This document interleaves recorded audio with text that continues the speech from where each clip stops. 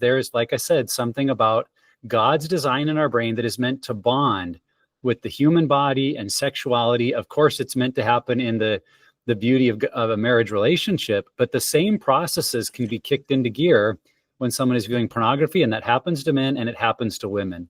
And so if we can help say, this is a people problem, and as people made in the image of God, but living in a fallen world, we all need to have opportunities to address our sexuality and to be discipled there. That's another thing I think that would be so helpful, especially for young adult men and women.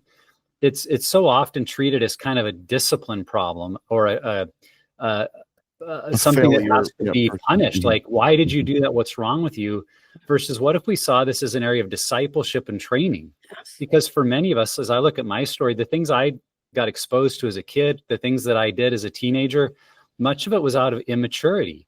Well, how do we handle immaturity? Do we punish someone for being immature? No, we train them. We disciple them into maturity. And the reality for most people, whether they're young adults or now adults in their 60s and 70s, is if they reflected on their story, they would have to say, I was never discipled in this area. I was never trained into healthy sexuality.